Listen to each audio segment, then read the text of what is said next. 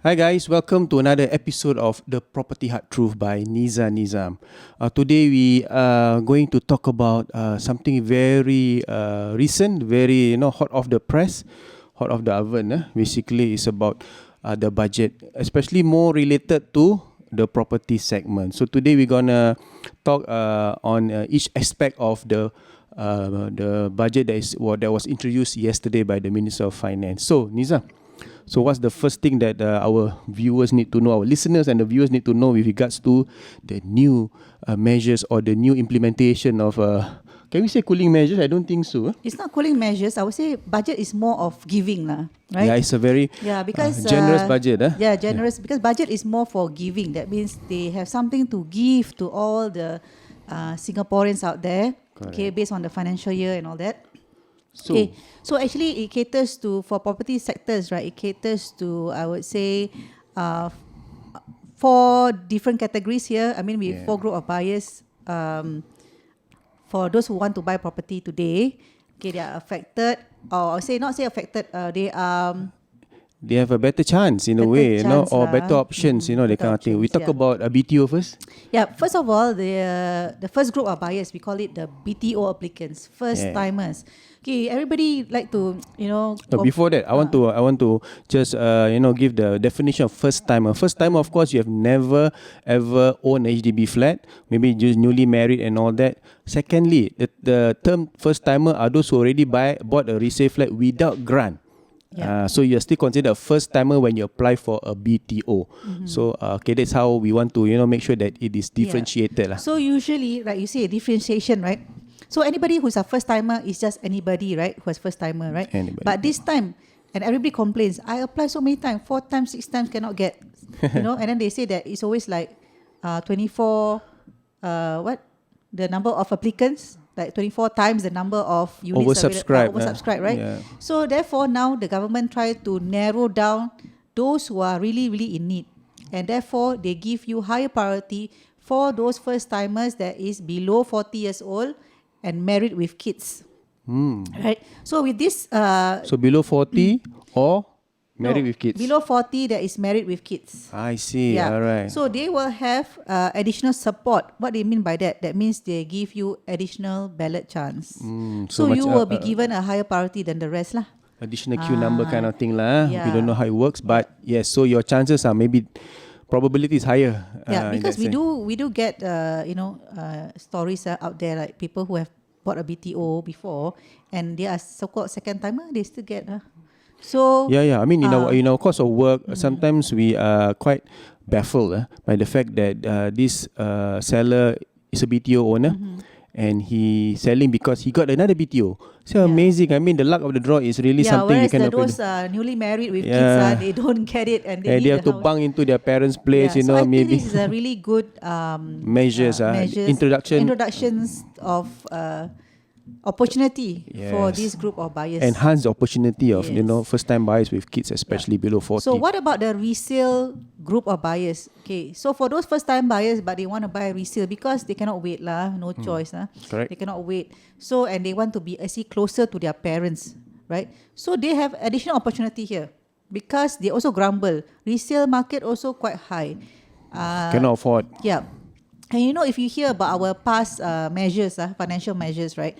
They are a bit reduced in the terms of the loan because of the way they calculate the loan. Loan to value. Loan to value no longer based on 2.6%. It's based on 3% for the HLE. Yeah. Right. So at the same time, they can only loan up to 85% of the value of the property. Yeah. Therefore, the government hear you, and therefore they also introduce additional grant for this group of first timers who are buying resale. But amazing the way I see. I'm sure you have read about it. Additional 30,000. Yeah, for 4 room flat and below. Man. That's amazing, my God. So if you buy a 2-room, 3-room or 4-room flat, you will get additional, instead of the normal 50,000, now you get 80,000, my friend. That's a lot, especially if you're buying a 2-room. Probably you can fully pay. I don't know. I don't think so, but it does help. It does give a we do a have head some start. first timer who Want to buy a 2-room resale. Okay. So revised from 50,000, that was the old grant. Now it's 80,000. And then for those people who are buying 5-room or larger, they are allowed up to 50,000. The revised now. They are revised able grant. to get a grant up to 50,000 instead of the normal 40,000. So 5-room, EA, EM per se lah. Yes. Yeah. And whether you are taking PHG or EHG, there's no change, still based on your income. And also for those who don't know what based EHG is, Enhanced Housing Grant, it based on your salary scale. Yeah, So there's a household table. income. There's a table to it. So that remains unchanged. unchanged. Yeah, At and the for same the time, proximity also remain unchanged. proximity housing grant, which is near your parents or staying with parents. Yes, yes. So Okay, no change to that. So that means for the new grants, right, a total of 190,000 Wow. for the revised category. Now you have a total grant of 190,000 maximum.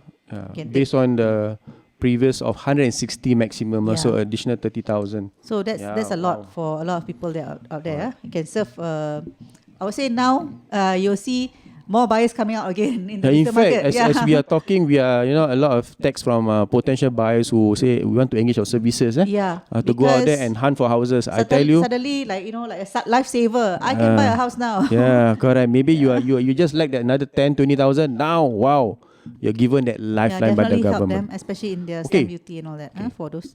For the first timer, the singles. Singles, they are not left behind. They're not left behind. We hear you too because we know out Singles there. out there. Singles out there, I know above 35, you can't wait to have your first house. Okay, therefore your grant will be revised up to 40,000 for those are buying 4-room and below. So from the current 25. 25 So to not 40. bad. You still have about 15,000 additional. That's good. Okay, and for those buying 5-room and above, you get 25,000 instead of the normal 20,000. Wow. Okay, Still, so not so bad lah. Additional 5 lah. Does help. And because of course, especially if you're buying a 5-room and above, that means you can really afford. yeah, especially for right? single because You it's based can- on single income. Yeah. So that means So you must you really understand why can the afford. grant is is such lah. So Yeah. So for the singles, you have up to 95,000 in total grants with PHG and enhanced grant. Wow. Okay. So singles out there, what are you waiting for? Yeah, buy lah. Okay. Anyway, for those, some of our clients actually have bought and registered the Resale HDB application. registration. So don't be despaired because you still get the grants, right? HDB did mention that you still are eligible for the new grants. Okay. They will not actually disrupt your resale completion. For example, who already have a resale completion date coming soon. Don't worry. You just complete as per normal, and then the grants will come in from April to June. Okay, and then for those who are taking HLE, they automatically will deduct reduce the grants off from your current So housing for loan. example, now you're taking 250,000 loan or HLE. Yeah. By the time this grant kick in, your loan will be about 220 instead of 250. We just give you an example. Okay, we have a client who's going to complete on the 1st of March, right? Okay. So now it's only 15 February, right? Because Yep. yesterday was Valentine news, right? Correct. So by right, you think that, now I'm completing soon, so my resale completion will be as per normal. Yes, correct. But once your grants come in, okay, that will be later, probably end of April and so on. You still have not paid your installment, because your installment will only kick in May, even though you complete in 2 March. months after the Yeah, completion. usually 2 months. So don't have to worry about, now I want to reduce monthly installment. No worries. They will deduct, and then you still get your reduced monthly The government installment. hear you. Yeah. I think this is the most welcoming news lah. Yeah. So not to worry for those who already bought. You still get the Especially grants. Those who are buying for HDB flats Yeah. and can't wait for a BTO because it's a bit too long the wait. So these are your options available for you to go and take advantage because opportunity, a bounty at this moment in time. Yes. And But there's another twist to this budget announcement for private property. yes. Yeah. So why is this, Niza? everybody is waiting because since price is high, right? Tax also high lah. Okay, yeah, fair enough. We do have an increment in terms of our buyer stamp duty or what we call it BSD for the residential properties. Property purchase, but depends on the value you buy. So if you buy anything below 1.5 million, no issue lah. Okay, No, before that, just to give a heads up, the normal buyer stamp duty for property below 1 million is 3%. Anything above 1 million is 4%. 4%. But today, anything above 1.5 million is 5%, 5%. but not just solely 5%. They also 5% minus. There's a formula lah. We just give you a indication that there's a 1% increase in terms of Correct. buyer's stamp But duty. let's talk about the value. But those who can afford one. Yelah, those who buying luxury properties, no choice, government will tax you higher. But let's look at the comparison. If let's say you buy a 2 million condominium, compared to the previous stamp duty, and now it's only a difference of 5,000. Correct. So actually the tax is not a lot. It's only applicable to those who are buying luxury properties, I'm sure, like 10 million or even let's say $6 million kind of purchase. Then therefore you see a quite jump in your stamp duty, about 70,000 like that lah. Correct. So for those who are buying below 2 million or below 3 million, not much of a change in the stamp duty lah. Very minor. Yeah, it's about only like 0.2% increase in, basically, of out course, of the value lah. Some people term it as a wealth tax, which possible because of the fact that if you can afford it, I tax you more. So to those high net worth, I think to them it's something that is not significant, I believe, not something that is a deal breaker, to be honest. But those in between might, feel a bit of a pinch. Okay, so just now we talk about grants for the HDB first timer applicants as well as the resale, right? But after that, we talk about the second part of it, which is the stamp duty, buyer stamp duty for residential properties. Correct. So therefore, for the commercial properties also, they have to be taxed lah.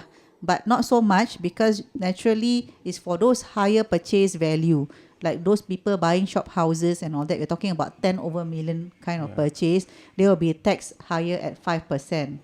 Okay, so if you look at a 10 million commercial purchase, the increment of the stamp duty is only 175,000. So if you equate the increment based on the value of the property, is just another like less than 2%, kind, I mean, 0.2%. If you can afford 10 million, this is... what is 175,000 increment, so right? let's not dwell into it. I think more importantly, we want to talk about those who are, the normal Singaporeans, or rather, or people like us, where we stand in between in the lines and all that. So make sure we take opportunity. Correct. Right. So what's next? So in summary, I think it's especially for HDB first time buyers, I think this is an opportunity, golden opportunity. I think Mr. Lawrence Wong has been very generous in his budget statement, and it's about taking opportunity. Importantly, of course, don't just go out there and buy anything that that comes to you. Important your calculation, your HDB loan, your HLE, whatever it is, your CPF, and of course the grant. You need to be very savvy about the calculation. Of course, for us Nizam, we are very into the process and making sure that you can buy something that is worth buying, and at the same time potential upside in the future. Yes, of course. So for those private property owners who are thinking, or rather before that, sellers, HDB sellers, this is not opportunity, in my opinion, to increase price, or to now I want to achieve a record breaking price. No, I don't think so. This is my honest opinion. It's about now you have a bigger pool of buyers. I think you have to strike a balance here. Correct. You win some, you lose some, or you lose some, you win some. Because if you don't let go of your property to the genuine buyer who are willing to pay close to what you're asking, okay, you can actually remove yourself from that property to buy another property, because or else you kena the additional buyer stamp duty and all, and you not be easy as well. It's about opportunity, my friend. Making sure that you take that take the opportunity well, so that you benefit. Don't think of that little 10,000 or 20,000 increment that stops you from going forward or take action on the opportunity in the private market, because today we are seeing a lot of new launches that is really, really at good locations and good value. So, thank you for watching our video and listening to our podcast.